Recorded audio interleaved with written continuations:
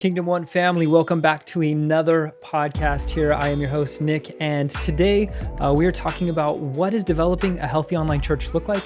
And before we jump into that, I don't know if you've heard the news about Activision Blizzard and their woes as a company dealing with bullying and harassment. It's one of the saddest things when your company starts to take a downfall and starts to tear itself apart from the inside out, when employees don't trust employers, when transparency is not there, and when harassment and bullying take a toll on an organization. That's why we at Kingdom One have created Above Reproach. It is a free sexual harassment prevention training course that is going to make sure that you, your congregation, and your staff are safe. If this sounds like something that you could use for your ministry, you can go to kingdomone.co/letsgo in order to sign up for our free sexual harassment prevention training course. Let's jump into today's episode with Matt Curtis. Welcome to the Kingdom One podcast, where we grow the church together. This podcast is here to give you big ideas and help you get practical with the tactical. Here's your host. Hey, Matt, thanks for hanging out again on the Kingdom One podcast. We just kind of talked a bit about Activision Blizzard and like some of the woes that that company is facing. I would love to hear from you, like what is the work that Kingdom One is doing in order to ensure that we can have healthy churches that are free from, bullying and sexual harassment? Yeah, I think it's a really sad thing to watch happen. I think this is the kind of thing you never root for in any organization. And so then when it's, hitting the news and it's kind of this major impact, and you begin peeling back the layers and learning that it's much bigger than maybe even you originally thought it was, that's always what you want to avoid. Obviously, it's going to come down to the hearts of the people. That's always the challenge in any situation like this. But there's also a side where education matters. I think sometimes we're actually not attuned to the things that we're doing in terms of the impact they have on other people. And that's where something like Above Reproach is so important. And so that's our biblically minded sexual harassment prevention training. And really the heartbeat behind it is that there are some states that mandate sexual harassment prevention training. Okay, great. That doesn't necessarily solve the problem, and actually data has supported that. And so what we wanted to do is we want to really take a crack at it from the perspective of what happens when you integrate this into a real ministry-minded context. Like, that's the way we're presenting it. So the examples are from ministry. This isn't some abstract, a CEO goes on his private jet across the country. Like, it's not really as relatable for many of us in ministry. And so we're really trying to present it from that context with the expressed desire of helping those in ministry see what's happening and really be able to assess more effectively, is this something that I'm contributing to? Is this something that is rampant in my organization as well? And so we want to prevent these problems through education. And so that, Above Reproach is really our attempt to do that. Yeah, that's really true. And I think one of the things is, as we talk about a healthy online church, you have to have the structure of a healthy church. And just the sexual harassment prevention training keeps churches healthy. And if you guys are interested in checking that out, go to kingdomone.co/letsgo. That's going to get you all the things if you want to find out more about Above Reproach and keeping your staff above reproach. As we talk about developing a healthy online church and a healthy online culture, I have some questions for you. And I know you've worked in the space. You are like a thought leader when it comes to online church. And so this is my big question. And I say this, and I'm not trying to be facetious or mean, but sometimes I see that online leaders sometimes get placed into their roles not wanting to be there, in the first place. And so that kind of leads to this question: why is learning fundamental to online church, even if you don't want to be in that role? Yeah, it's a funny problem, honestly. There's sort of this like stereotypical person. I know for many years there was the stereotypical worship leader, and I think it was North Point that put out that video where the part that I always remember, he opens his arms for announcements, and there's like the tattoo on his his forearm, and the little tagline that pops up is it's like, show them your tattoo so that they know that you have a story, or something like that. And so there's all these stereotypes that have popped up in ministry. There's a funny meme going around with the 4 different people from that movie, and they're all dressed differently. And like some people will say the different denominations, or one of them, my favorite one, showed, worship leader, senior pastor, tech guy, that kind of thing. And so the problem really is that this happens in so many different areas in the church. uh, hyper specifically to online ministry, it happens. And the challenge is that you have a passionate guy or a ministry minded guy who's thrown into what is often considered to be a pretty like technical space. And so just at the very basics of like pragmatic thinking, like you gotta be educated. You gotta learn how these tools work. Like how do you engage people meaningfully in a chat room? For me, I grew up in junior high. I don't know if I should say this, but in junior high, I'm on instant messenger, AOL, or I guess AIM, AOL's instant messenger service. And you began to figure out like, how do you translate interpersonal relationships to a digital context? And so that's a lot of what the space, exists to foster, is meaningful relationships and connection. And you want to do those things, but in a lot of cases you have to learn it. And so there's the technological kind of liabilities, but then the other side of it is like, what's actually resonating with your people? Like this is probably going to be a reoccurring thing that I keep coming back to just in our conversation, because for me, I feel like it's the core challenge of online ministry. You can't pursue online ministry with your own agenda, in the sense that you can't just invent something that's really like neat and exciting for people.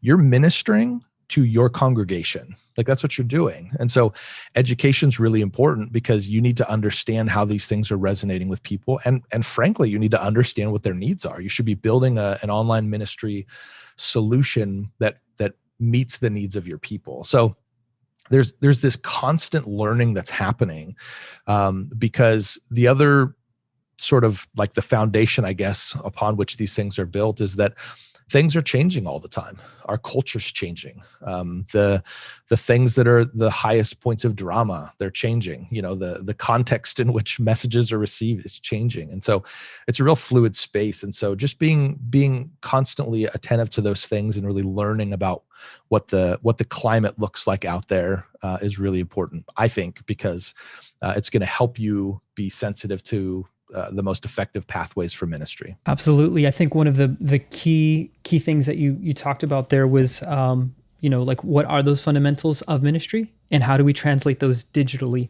And so one of my questions for you is like, what sets apart a great online church experience from maybe a mediocre experience, thinking about the caveat of learning? I think the way that you evaluate the success of what you're doing is if you're reaching your people. And I think that's kind of the temptation of the online ministry space. I feel like we're really looking to put out the best experience, but we're missing a little bit of how you evaluate what a good experience is. And so I'll look at it from the perspective of maybe going to dinner. You go to a restaurant and the food's fine. Like it's not dramatically above average or below average. It's like kind of where you expected it to be, but the service was really, really good.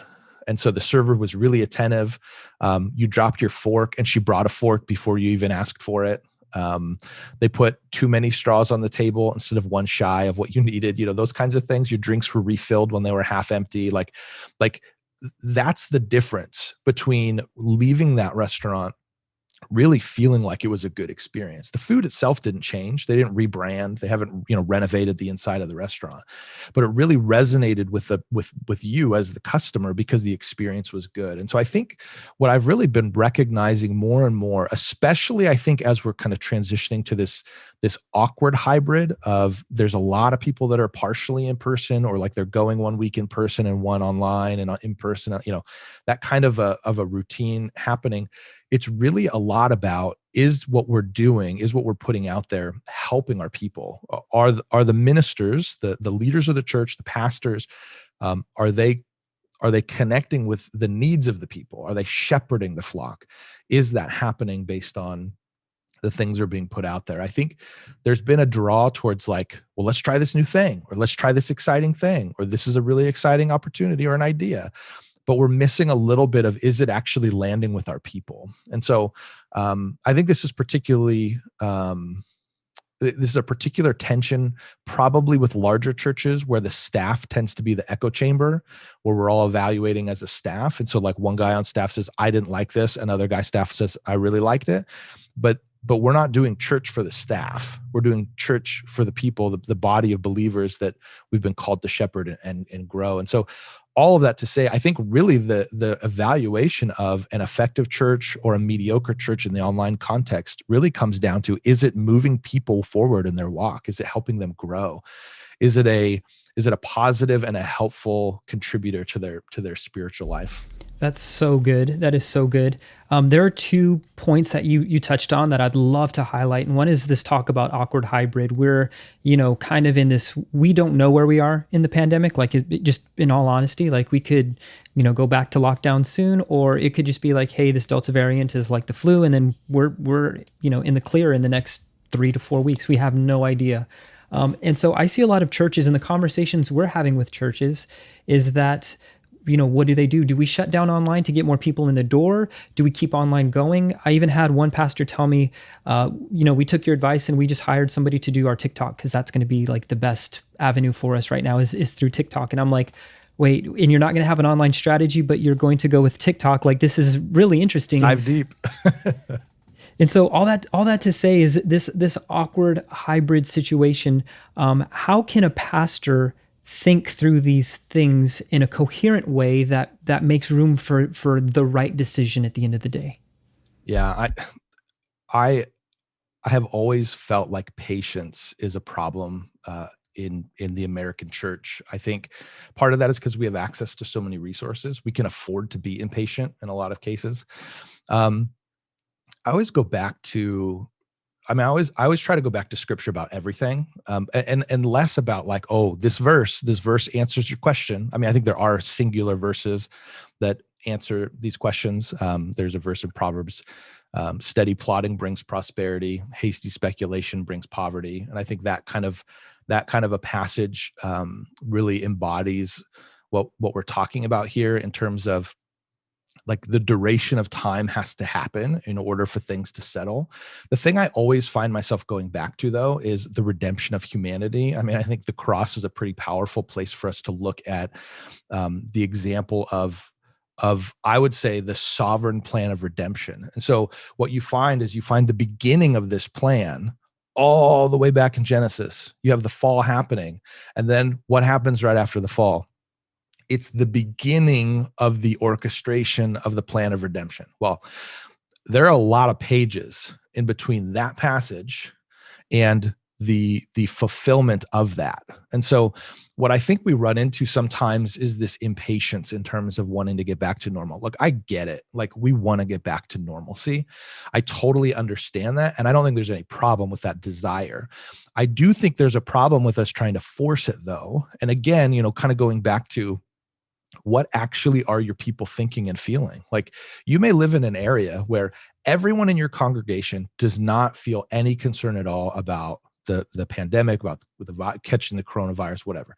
Okay, great. Then you have an opportunity to lean into that in a way that a church somewhere else wouldn't. But you can't force that. You can't fabricate that within your context. And so this awkward hybrid really is, it just has to be an awareness that you walk into. My oldest just turned 13, and so I have a teenager now. You want to talk about awkward hybrid? Like, that's literally the season of life that he's walking into, and that's the season of life that my wife and I are walking into when it comes to parenting. I don't know how to handle everything that's coming my way, but I also know that I can't make him 20 tomorrow. Like, I have to learn how to kind of live in this space. And so what that means for me in a lot of ways is that means that I'm trying to be as kind as I can possibly be. I want to be compassionate. I want to understand the concerns that he's walking through. And I want to help him and guide him toward what I believe to be a good future in terms of loving God, loving others, caring about his walk, those kinds of things. And so I think that's why the hybrid is so awkward, is because we actually just sort of have a preference. We have a desire of our own where we want everybody to be. Sorry, like, they're not there yet. And so the harder you push against their resistance, the more awkward it's going to become. If we just say, I'm pumped that people are connecting to hear the message of the gospel in some way, shape, or form. It's not happening in the way that we believe to be best or ideal, but it's still happening. Let's embrace the opportunity that we do have, and let's go from there. That's so good that patience is the catalyst for great decisions. And secondly, like, I think you're absolutely right that Like when you look at online church, it is exactly like a teenager. And it's even in its formative years of a teenager, if you kind of like track it, it's not quite, in pastors' minds and some leaders' minds, it's not quite ministry, but at the same time, it's not quite like something to be ignored at the same time. And when you talk about scriptures, like theologically, I think of Jesus talking about the pearl of great price, that the field that's purchased for that pearl of great price, that story, it was not about the field, but it was about what was inside of it. And so I think if we think about, this awkward hybrid situation, it's not so much about the field that we're purchasing. It's more about what is at the heart of that. And I think redemption is such a great avenue to think that through.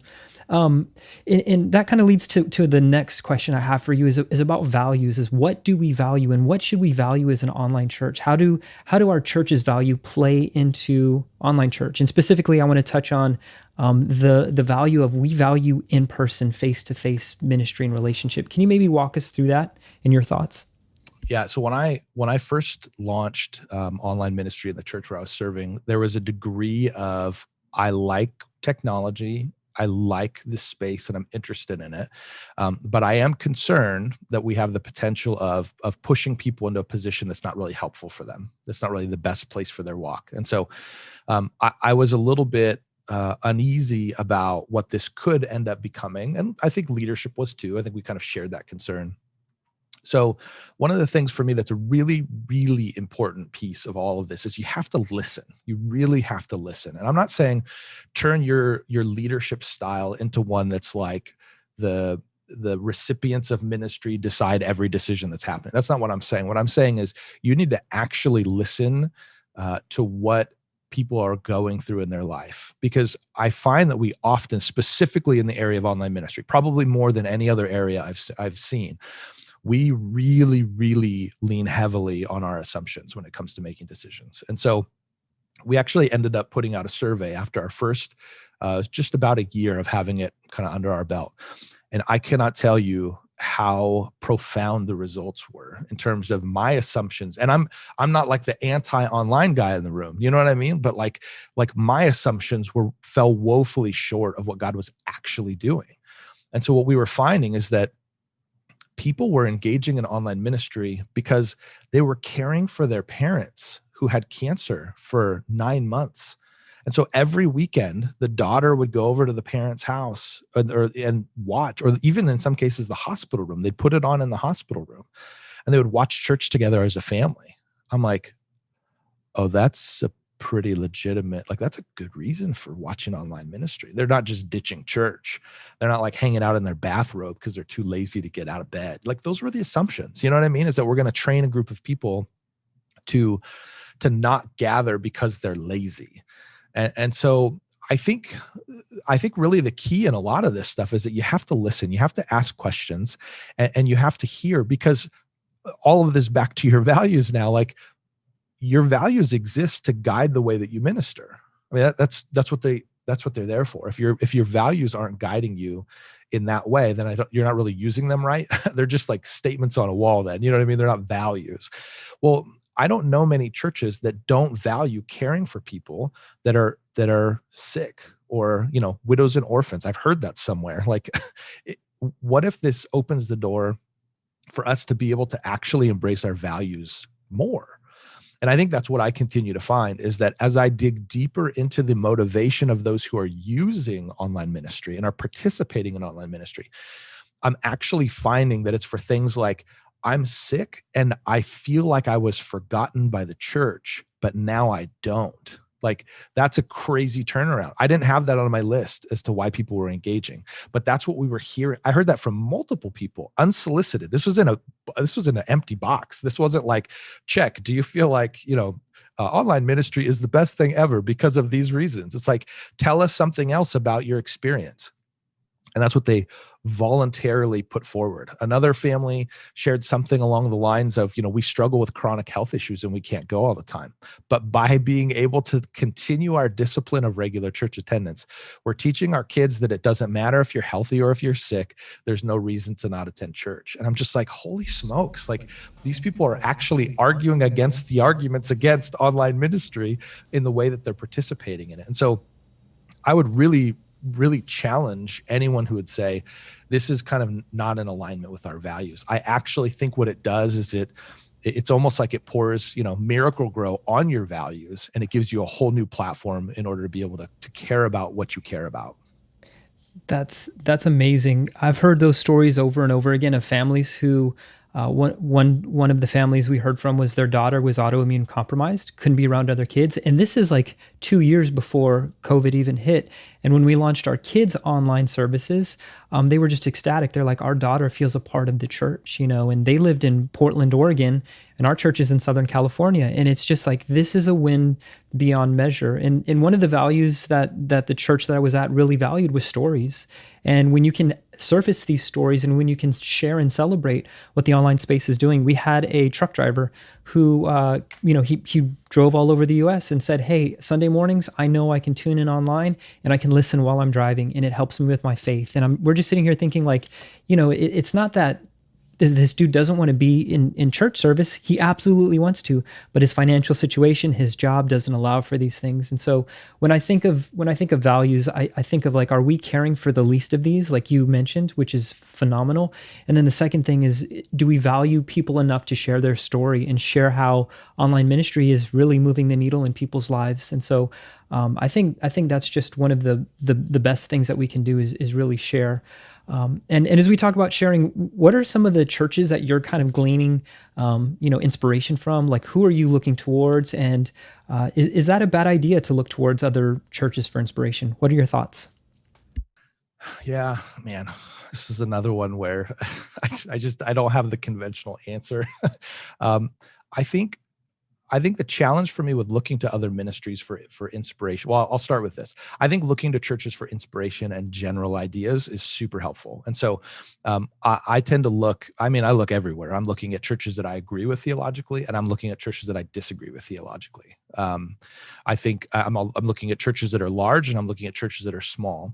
Now, the tension, and this is kind of the big, caveat for me, the tension is that there are a lot of different reasons and approaches to online ministry. So like there's a lot of different reasons that churches have kind of initiated an online ministry. And I think that's the tension with looking to others for inspiration, is that every decision that you're making should actually be born out of your values. So, you talk about values. So if you, there are churches that have a value, like an expressed value of theirs is enjoyable or is fun. That's a popular one that I hear a lot, is fun. Church is supposed to be fun, or it can be fun. Well, if you're a church that doesn't have that as one of your values, not to say that you're, anti-fun, but, let's say you're a more, maybe a more traditional church, you're going to look at the rock concert on the weekend and essentially the party, quote unquote party that, this is how I hear it described by a lot of churches. Like, we want to have a party for Jesus every weekend. That's cool, man. Look, those are your values and like you're doing your thing, but it's going to be really hard for you to glean a lot of effective practices for you, because just the methodology of the way that you minister to people is so different. And so, a little bit of an example, I had a conversation recently with a church, and they were excited. They were sharing with me that they were excited about the fact that their Facebook numbers were dropping. They were going down. So like, I'll pause the story there. Like, there are a lot of people that say, well, I don't learn anything from that church. That's terrible. That's awful. Well, the reason they were excited is because their in-person numbers were going up. And so for them, that was the value. They were seeing their congregation begin to come back. And that's what they wanted. That was their ambition. So now if you're a church that's saying, we want to have people online, we want to invest in that space, you probably don't want to learn from this church because they're almost doing the opposite. So there's a lot that goes into what people are putting out there online. And I think it's really hard for us without understanding a little bit more of that context to learn effectively. And so the reason I'm kind of generally cautious about it is because I find that it's real easy for us to get on the wrong treadmill. And so we start implementing some of these practices. And what ends up happening is they actually blossom new opportunities. And then from there, there's another set of opportunities. And then what we actually find ourselves pretty far down the road building a ministry that doesn't align with our ministry. And so I've actually had some conversations with churches where they find themselves in that spot. They're frustrated with online ministry because it doesn't actually move forward the mission of their church. Well, typically that's not because of a rogue person in the organization that's like rebelling and trying to lead them a wrong direction.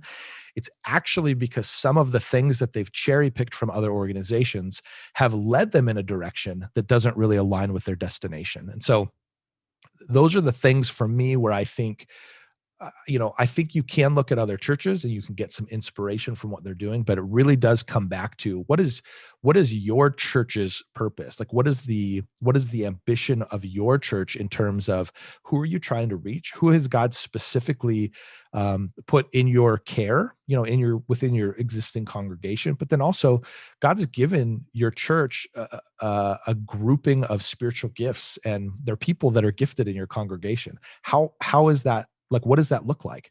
Maybe you have, I think to myself, what if you have a bunch of like really good chefs in your congregation? I mean, you should probably figure out a way to leverage that. Like, is there hospitality that we can really be the church that's known as the church that's hospitable to others, So it's a little bit more complex to me than just like, dang, that was a really good sermon, or their worship set was like incredible.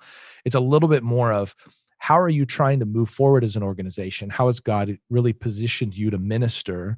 And then how do you build from that? So yeah, I hope that makes sense in terms of that kind of caution, I guess. Absolutely. I think that makes perfect sense of like, let's align ideologically, let's align with our values. And then it makes sense to maybe look at the tactical or some of the additional things to move forward. That is so, so good to keep the first things the first thing. Yeah, because ultimately everything that you see needs to be filtered through that grid of your values. And I would say, I'm now kind of leaning it a little bit to the online ministry class and try to think through the things that we're covering. But a lot of it is born out of your theology, your values, your philosophy of ministry. Like, those things really do need to affirm the decisions that you're making as you're building. And so sure, look at a church that's doing, a really killer job, but then say, does this match what we want, what we value theologically? Does it pull people to the wrong end? That kind of thing. So yeah, that's a good way to summarize it. And I'm a pastor, I've maybe been put into the online church space, or I'm a ministry leader who's been tasked to bring this to the top. I know you've been creating educational pieces for Kingdom One. Can you talk us through webinar and course and where we can get some of these things in order to, learn more?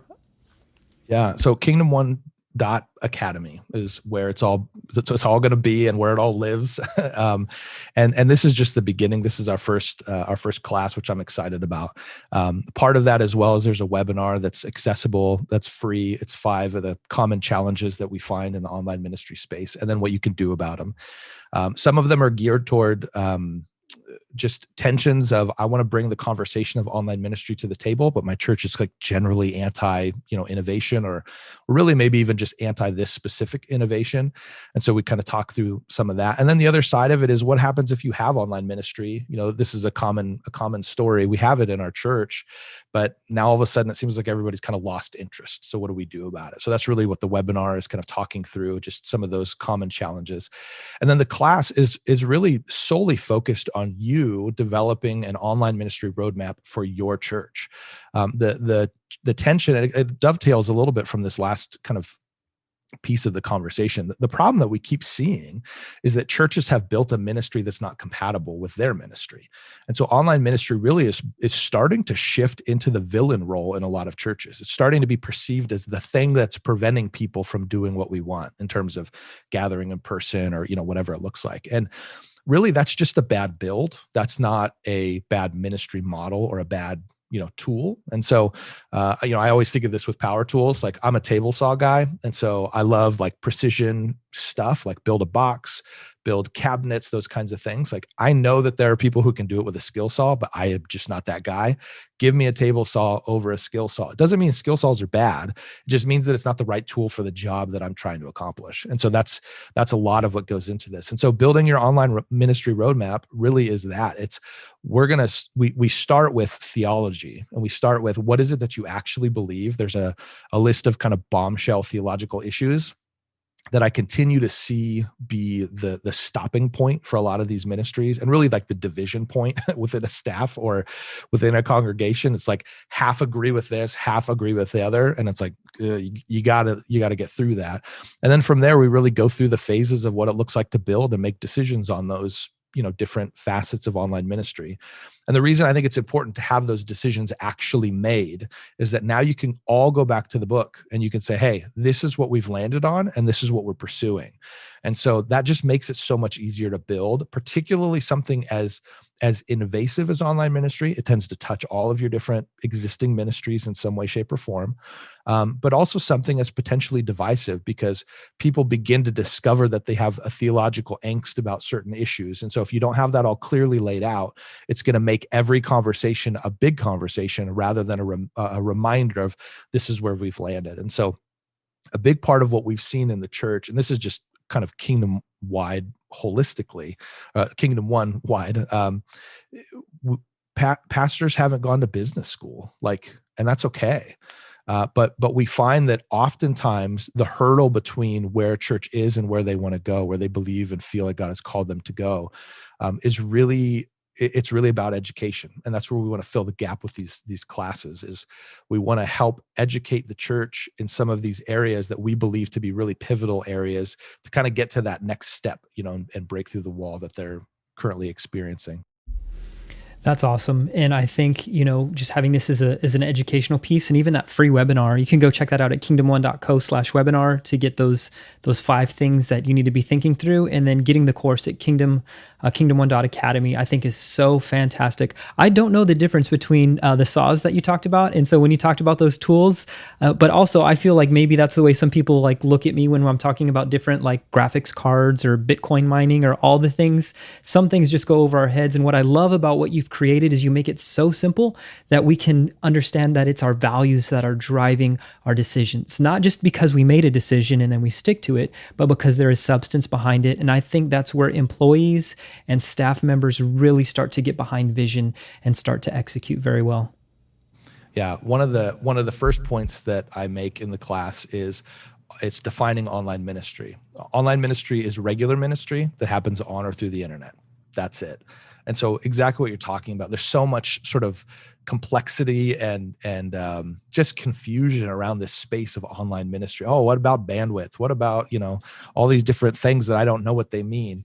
And yes, let's just walk through it. Let's navigate it. Let's define it and then move on. But at the end of the day, it really isn't something mystical and different.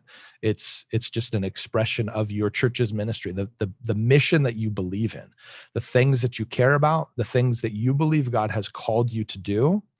It's those things just played out in a little bit of a different context. So, Kingdom One family, that was such a great episode with Matt Curtis. I love his dedication to values and how he is so strategic to think about values first. If you have any questions for us, we want to answer those for you. Matt has gone ahead and made a webinar that is free. It is the 5 hurdles or the 5 obstacles that you need to overcome in your online ministry. You can check that out by going to kingdom1.co/webinar. And if you have questions for us, you are more than welcome to hit us up on any of the social medias at Kingdom One Co. on any of the social medias. On LinkedIn, we had our friend Aaron from My 12 People. He let us know what he thinks about a healthy online church. And he said, one of the indications of a healthy online church is community is safe, people feel cared for, and they are free to participate in a way that serves them.